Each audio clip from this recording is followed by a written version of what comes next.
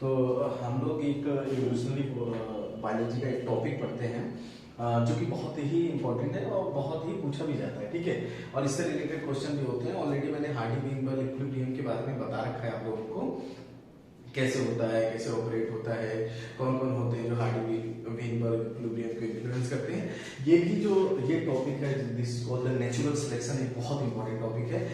मैं इससे related question करवाऊंगा आपको, लेकिन मैं इसके बारे में थोड़ा सा आपको नेचुरल सिलेक्शन के बारे में बता देता हूँ। देखिए नेचुरल जो आज इस अर्थ पे जो भी सर्वाइव कर रहे हैं, they all are the result of natural selection. एक बात याद रखिएगा, नेचर जिसको ही सेलेक्ट करेगी वही इस अर्थ पे सरवाइव करेगा, अदरवाइज वो एलिमिनेट हो जाएगा, ठीक है। चाहे वो कितने भी अच्छे कैरेक्टर रखता हो या कितने ही बुरे कैरेक्टर रखता हो, अगर वो नेचर में सेलेक्ट नहीं होगा तो वो सर्वाइव नहीं करेगा। तो सिलेक्शन बहुत ज्यादा इंपॉर्टेंट है सर्वाइवल के लिए। अगर सिंपली कहा जाए अगर कोई इंडिविजुअल सर्वाइव कर रहा है तो इसका मतलब उसको नेचर ने सेलेक्ट कर रखा है। अगर कोई सर्वाइव नहीं कर रखा है तो इसका मतलब नेचर ने उसको सेलेक्ट नहीं किया है। जो भी इस अर्थ से एलिमिनेट होते हैं they are all eliminated by the natural process. इसका मतलब नेचर ने उन्हें सेलेक्ट नहीं किया है। या कौन इवॉल्व करेगा कौन इवॉल्व नहीं करेगा, all the things are decided by the nature. तो नेचर जिनको सेलेक्ट करती है that process is called natural selection. Okay, तो नेचुरल सिलेक्शन एक process through which nature select most fitted individual। मतलब नेचर वो होती है, नेचर उसको सेलेक्ट करती है जिसके पास सबसे ज्यादा एडवांस कैरेक्टर होते हैं या सबसे ज्यादा अच्छे कैरेक्टर्स होते हैं जो कि उस पर्टिकुलर इन्वायरमेंट को बहुत ज्यादा सपोर्ट करते हों, तो नेचर उसको सेलेक्ट करते हैं। तो इसका मतलब है कि नेचुरल जो सिलेक्शन होता है, तो एक बहुत कंफ्यूजन होता है लोगों का एक नेचुरल सिलेक्शन और एडेप्टेशन में। तो मैं तुम्हें पहले बता दूं कि ये पहले एडेप्टेशन होता है फिर नेचुरल सिलेक्शन होता है। ओके, तो natural selection is followed by the adaptation. Okay, तो natural selection is followed by adaptation। इसका मतलब एडेप्टेशन होगा, एक सिंपल लैंग्वेज में बोलूं, एडेप्टेशन होगा। कोई भी ऑर्गेनिज्म एक पर्टिकुलर एनवायरनमेंट में अपने आप को ढाल देता है या वहां सर्वाइव करता है बहुत अच्छे से, that process is called adaptation. या इसको साइंस से इकोलॉजी के लैंग्वेज में बोले तो इसको बोलते हैं कोपिंग विद द एनवायरनमेंट, कि कैसे वो एनवायरनमेंट के साथ बिहेव कर रहा है, that is called the adaptation. Okay, तो पहले एडेप्टेशन होगा फिर नेचुरल सिलेक्शन होगा। मान लीजिए कि 10 लोग थे, 10 इंडिविजुअल्स थे, वो 10 इंडिविजुअल्स में से 5 इंडिविजुअल्स ने अपने आप को एडेप्ट किया, एक पर्टिकुलर एनवायरनमेंट में एडेप्ट कर लिया, ठीक है। 5 इंडिविजुअल्स थे, आउट ऑफ 10 5 इंडिविजुअल जो थे उसमें से 5 लोगों ने अपने आप को उस पर्टिकुलर एनवायरनमेंट में एडेप्ट कर लिया। ओके, वहां से अच्छे से रह रहे हैं, सर्वाइव कर रहे हैं, सब कुछ कर रहे हैं। अब देखो इन 5 में से जो मोस्ट फिट होगा उसी को नेचर क्या कर लेगी, सेलेक्ट कर लेगी। Select that process is called natural selection. इसी प्रोसेस को हम लोग बोलते हैं क्या, नेचुरल सिलेक्शन। ओके, तो पहले एडेप्टेशन होगा और फिर नेचुरल सिलेक्शन होगा। तो नेचर किसको सेलेक्ट करेगी, आप ही लॉजिकली सोचिए ना कि किसको सेलेक्ट करेगी। जो सबसे अच्छा होगा उसको सेलेक्ट करेगी कि जो सबसे बुरा होगा उसे सेलेक्ट करेगी। अच्छा, यहाँ अच्छे या बुरे के ऊपर नहीं डिपेंड करता, कैरेक्टर्स के ऊपर होते हैं।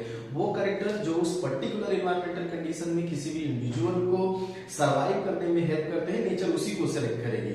ऐसा नहीं कि आपके पास बहुत अच्छे कैरेक्टर्स हैं, जैसे डायनासोर बहुत बड़ी बॉडी के थे, उनका जो साइज बहुत बिग था, बट वे सरवाइव नहीं कर पाए बिकॉज नेचर ने उनको सेलेक्ट नहीं किया। मतलब उनकी जो बहुत बिग साइज थी that is not suitable for the nature, तो नेचर ने उनको एलिमिनेट कर दिया, उनको सेलेक्ट नहीं किया। तो वही लोग सरवाइव करते हैं जो नेचर जिनको सेलेक्ट करती है, और जो एलिमिनेट होते हैं, इंस्टिंक्ट हो जाते हैं या फेस टू एक्सटिंक्शन, इसका मतलब नेचर उसको सपोर्ट नहीं करता है। अगर मान लीजिए टाइगर इंडिया में सर्वाइव नहीं कर रहे हैं तो इसका मतलब पर्टिकुलर जो नेचुरल कंडीशन है उसको मतलब कि उन टाइगर्स के लिए सुटेबल नहीं है, मतलब उस पर्टिकुलर एनवायरमेंटल कंडीशन में वो टाइगर सर्वाइव नहीं कर पा रहे। इसीलिए हम लोग बायोस्फीयर रिजर्व्स वगैरह बनाते हैं और एक दूसरे से उसको कनेक्ट करते हैं कि वो एक जगह से दूसरी जगह जा सके। अगर ये वो एक जगह से दूसरी जगह जाएंगे दो they search the suitable environmental condition. Okay, तो इन्वायरमेंट मेन होता है।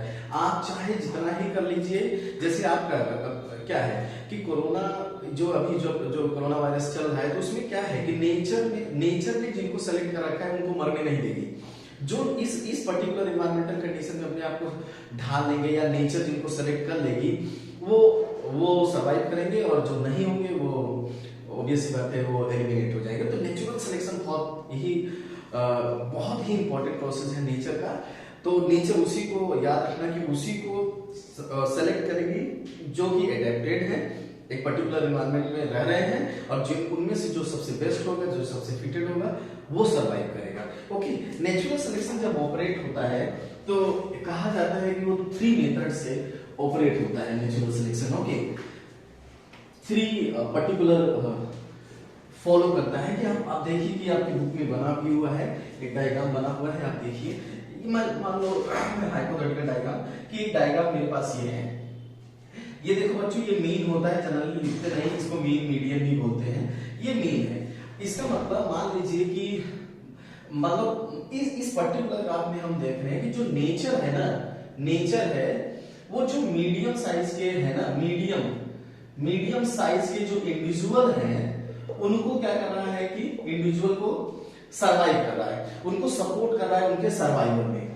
तो इससे हमको 3 होता है। अगर ये ग्राफ ऐसे हो जाए, पीक हाई हो जाए और लोअर हो जाए, एक हमको ये मिलता है। एक हमको ये मिलता है कि ये इधर हो जाए, ऐसे हो जाए, शिफ्ट कर जाए, और एक हमको होता है कि 2 पीक मिल जाए। ठीक, 2 पीक्स ऐसे मिल जाए हमको।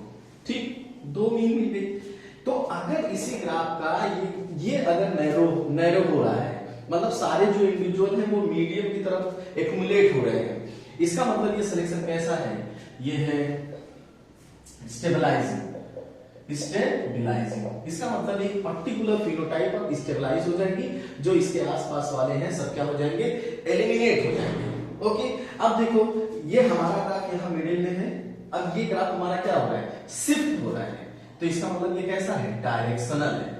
मतलब एक पर्टिकुलर डायरेक्शन के फिनोटाइप को मतलब सेलेक्ट कर रही है नेचर। ओके, तो इधर इसका मतलब जो इधर वाले होंगे वो सब क्या हो जाएंगे? एलिमिनेट हो जाएंगे, और इधर वाले को नेचर सेलेक्ट कर लेगी। अगर जब नेचर एक से ज्यादा इंडिविजुअल्स या फिनोटाइप के ट्रेट को सेलेक्ट करती है तो इसको बोलते हैं डिस्ट्रक्टिव। मतलब एक से ज्यादा को अगर सेलेक्ट कर लेगी तब हमको एक ग्राफ मिलेगा डिस्ट्रक्टिव। मतलब इस तरफ वाले भी जो हमारे देखो ये मीडियम साइज वाले बहुत सर्वाइव नहीं करेंगे, लेकिन ये बिगर साइज वाले और स्मॉलर साइज वाले सर्वाइव करेंगे। अगर यहाँ मीडियम साइज है तो इसका मतलब है कि कहीं ना कहीं वो मिडिल बिग साइज वाले होंगे और स्मॉलर साइज वाले होंगे। ठीक है, तो अगर मान लीजिए कि हमारे पॉपुलेशन में 3 तरह के इंडिविजुअल्स है, एक की साइज जो बहुत बड़ी है, फिर मीडियम साइज वाले होते हैं, फिर ड्वार्फ जो होती है। तो नेचर किनको सेलेक्ट करे? बहुत लंबे वालों को या बहुत छोटे वालों को सपोर्ट नहीं कर रही है, ड्वार्फ को सपोर्ट नहीं कर रही, वो मीडियम साइज के लोगों को सपोर्ट कर रही है। तो अगर ये मीडियम साइज के लोग मतलब पीक हमारी हायर होती जाए, इसका मतलब ये सिलेक्शन कैसा है? स्टेबलाइजिंग सिलेक्शन है। अगर ये शिफ्ट हो जाए तो ये डायरेक्शनल है। अगर एक से ज्यादा फिनोटाइप को अगर सेलेक्ट कर रहा है, मॉर्फोलॉजी को सेलेक्ट कर रही है, ट्रेट को नेचर सेलेक्ट कर रहा है, तो उसको बोलते हैं डिस्ट्रक्टिव। ओके, देखो लॉजिक क्या था? डिस्ट्रक्टिव डाई मतलब 2, अगर 2 को सेलेक्ट कर रहा है तो डिस्ट्रक्टिव हो जाएगा, अगर शिफ्ट हो रहा है तो डायरेक्शनल होगा, अगर यही एक जगह एक्युमुलेट हो जाए मीन से तो दैट इज कॉल्ड स्टेबलाइजिंग। कभी क्वेश्चन पूछ लेता है, तो इतना बुक अच्छे से एक्सप्लेन नहीं किया है। अगर मीन के आसपास कोई चीज एक्युमुलेट हो रही है तो स्टेबलाइजिंग है, अगर ये मीन शिफ्ट हो रही है तो डायरेक्शनल है, अगर 2 मीन बन जाए तो डिस्ट्रक्टिव है। याद रखना, मीन मतलब एक तरह का एवरेज होता है, एवरेज हाइट। तो ये एवरेज वाले ही मिडिल साइड वाले एवरेज हाइट वाले होते हैं। अब मैं आपको वो क्वेश्चन करवाता हूं जो नीट में पूछा गया था। ठीक है, इन्हीं ग्राफ के ऊपर पूछा गया था। क्या है देखिए वो क्वेश्चन क्या है, मैं आपको पढ़ के सुना देता हूं कि वो क्वेश्चन क्या पूछा था। ठीक है, उसके बाद हमारी ये बातें क्लियर हो जाएंगी। ठीक, तो क्वेश्चन पूछा था, देखो क्वेश्चन ये कह रहा है कि in a species the weight of newborn. देखो मैं आपको यही लिख दे रहा हूं जिससे कि आपको हेल्प मिले। ये क्वेश्चन मैं यहां लिख रहा हूं, आप इसको देखिए। कह रहा है कि एक न्यू बॉर्न हुआ है, न्यू बॉर्न हुआ है। ठीक है, न्यू बॉर्न, तो उसमें कह रहा है कि 97% जो है न्यू बॉर्न्स हुए हैं वो 2 to 5 kg के हैं। ठीक है, कितने हैं? 2 to 5 kg के हैं। ठीक है, मतलब ये रेंज है 2 to 5 kg के हैं कि इसी के बीच में वो पैदा हुए हैं। And average weight between, average weight इनका कितना है? एवरेज वेट, ठीक है, एवरेज वेट इनका कितना है? दिया है कि 3 to 3.3 kg। क्या करते हैं? यही 99% क्या करते हैं? सरवाइव करते हैं, मतलब ये जिंदा रहते हैं। और जिनका वेट क्या है? 2 है, 2 to 2.5 और क्या कर जाते हैं? 4.5 to 5 kg वो क्या कर जाते हैं? डाई कर जाते हैं। तो आपको बताना है which selection process is taking place. कह रहा है कि in species the weight of newborn range from 2 to 5 kg, मतलब जो पैदा हुए नए वाले वो 2 से 5 kg के हैं टोटल। तो उनमें से जो 3 से 3 to 3.3 kg के हैं वो 99% सर्वाइव करते हैं। बाकी जो 2 से 2.5 और 4.5 से हैं ये लोग क्या कर जाते हैं? डाई कर जाते हैं। बेसिकली क्वेश्चन ये कहना चाहता है, मैं बता दूं आपको, कि हमारे पास जो न्यू बॉर्न प्रोड्यूस हुए उनका जो वेट वेरी कर रहा है वो 2 से 5 kg के बीच में कर रहा है। ठीक है, 2 से 5। और उस फर्दर क्वेश्चन कह रहा है कि जो 3 to 3.3 kg के हैं वो सरवाइव कर रहे हैं, बाकी ये दोनों क्या हो जा रहे हैं? डाई कर जा रहे हैं। देखिए अब मैं इसी में देखा, मैं इसी में आपको बताता हूं उस क्वेश्चन को। इसी में अगर मान लीजिए कि ये हमारा 2 to 5 है, ये हमारा 2 to 5 है, 2 kg से क्या है? 5 kg है। ठीक, ये हमारा 2 kg से 5 kg ये मेरा ग्राफ है, देख लीजिए, इसमें बना दे रहा हूं। अब ये कह रहा है कि 3 to, तो इसका एवरेज, अगर मैं इसका एवरेज लूं 5 plus 2 divided by 2 7, तो कितना आएगा? लगभग कितना ही आएगा। तो इसका मतलब जो बीच में है वो कौन है?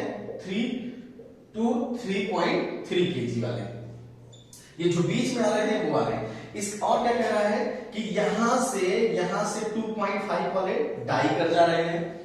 यहां भी देखो 4.5 से लेके 5 वाले क्या कर जा रहे हैं? डाई कर जा रहे हैं। मतलब कहने का यहां पे और यहां वाले इस ग्राफ में देखा जाए तो यहां और यहां पे जो इंडिविजुअल है वो डाई कर जा रहे हैं। सरवाइव कौन कर रहा है? सिर्फ बीच वाले सरवाइव कर रहे हैं। सरवाइव, तो आप बताइए, अगर इस ग्राफ से अगर देखा जाए तो हमें क्या पता चलता है कि हमारा कौन सा, इन तीनों में कौन सा ग्राफ पॉसिबल है या कौन सा नेचुरल सिलेक्शन पॉसिबल है? तो हम तुरंत कहेंगे हमारा क्या होगा? ये स्टेबलाइजिंग होगा। अब ध्यान देना, अगर ये सरवाइव करते या ये सरवाइव करते तो डायरेक्शनल हो जाता। ठीक, जैसे इसमें देखो, इसका मतलब इसमें जानते हो 2 to 2.5 और 4 to 4.5 से 5 वाले सरवाइव कर रहे हैं, बीच वाला सरवाइव नहीं कर रहा, तो ये डिस्ट्रप्टिव हो जाता। अगर ये दोनों सरवाइव करते, ये वाले दोनों, तो मेरा ग्राफ डिस्ट्रप्टिव हो जाता। दोनों में से कोई एक सरवाइव करता तो डायरेक्शनल हो जाता। लेकिन अगर एवरेज या बीच वाला अगर सरवाइव कर रहा है तो हमारा ग्राफ कैसा होगा? स्टेबलाइजिंग होगा। तो सिलेक्शन कैसा होगा? स्टेबलाइजिंग होगा। समझ गए ना बात को? इट्स वेरी इंपॉर्टेंट है। तो अगर आपको बता दूं, एक बार और साफ करके मैं बता देता हूं इसको कि कैसा है। ठीक, तो मैं आपको बता देता हूं अच्छे से इसको, तो कैसे करोगे आप लोग। उसने एक पूछा है, बाकी आगे की चीजें मैं आपको बता देता हूं। अब हमारा ग्राफ ये कह रहा था, ये ग्राफ है मेरा, ये ग्राफ है हमारा, ये ग्राफ हमारा ये कह रहा है कि यहां की जो पॉपुलेशन है वो 3 to 3.3 लगभग, देखो मीन के बराबर है। ये है 4.5 से 5 है, और ये है 2 से 2.5 kg वाली है। ध्यान से देखिएगा, ये भी हमारे जो क्वेश्चन निकाला है ये भी डाई कर जा रही है, ये भी। तो बच कौन सी रही है? ये वाली बच रही है। तो ये बच रही है, तो ये कहीं ना कहीं, ये देखो मीन के आसपास वाली है, मीन के आसपास वाली है। तो इसका मतलब हमारा कैसा हो जाएगा? स्टेबलाइजिंग नहीं हो जाएगा? स्टेबलाइजिंग हो गया, क्योंकि मेरा ग्राफ ऐसा मिलेगा। ठीक, स्टेबलाइजिंग हो गया। अगर यही क्वेश्चन बदल दे और क्वेश्चन ये कहने लगे कि भैया ये वाला सरवाइव कर रहा है, ये वाला, मतलब 4.5 से 5 वाला सरवाइव कर रहा है, बाकी सब डाई कर रहे हैं, तो देखो हमारा जो ग्राफ यहां बीच में आ रहा था ये शिफ्ट हो जाएगा। जब शिफ्ट हो जाएगा तो सिलेक्शन कैसा हो जाएगा? डायरेक्शनल हो जाएगा। समझ गए ना, शिफ्ट हो जाएगा तो डायरेक्शनल हो गया। अगर यही कहे कि ये दोनों सरवाइव कर रहे हैं, ये डाई कर रहा है, ये दोनों सरवाइव कर रहे हैं, तो मेरा ग्राफ ऐसे ऐसे नहीं मिलेगा, ऐसे मतलब 2 to 2.5 वाले सरवाइव कर रहे हैं और 4 to 4.5 वाले सरवाइव कर रहे हैं, जबकि ये सरवाइव नहीं कर रहा है, तो हमारा क्या मिलेगा, डिस्ट्रक्टिव। अब देखो इसका कंक्लूजन क्या है, अगर मीडियम के आसपास वाले फिनोटाइप सरवाइव कर रही है तो वो हो जाएगी कौन, स्टेबलाइजिंग। ओके, अगर मीडियम हमारा शिफ्ट हो रहा है, मीडियम के आगे वाली चीजें सरवाइव कर रही हैं तो वो हो जाएगा डायरेक्शनल। अगर मीडियम के दोनों तरफ वाली सरवाइव कर रही हैं तो दैट इज कॉल्ड डिस्ट्रक्टिव। ठीक है, तो ये क्वेश्चन करने का तरीका है कि कैसे करोगे आप, वेरी इंपॉर्टेंट। ओके, जो कहेगा उस पे। अब हमारे मीडियम वाला या मीन के तरफ वाली फिनोटाइप सरवाइव कर रही थी, इसलिए हमारा सिलेक्शन स्टेबलाइजिंग हो गया। अगर ये दोनों करती तो डिस्ट्रक्टिव, इसमें से कोई एक करती तो हमारा डायरेक्शनल होगा। ठीक है, तो इसको ध्यान रखिएगा, ये बहुत आपको हेल्प करेगा। ओके।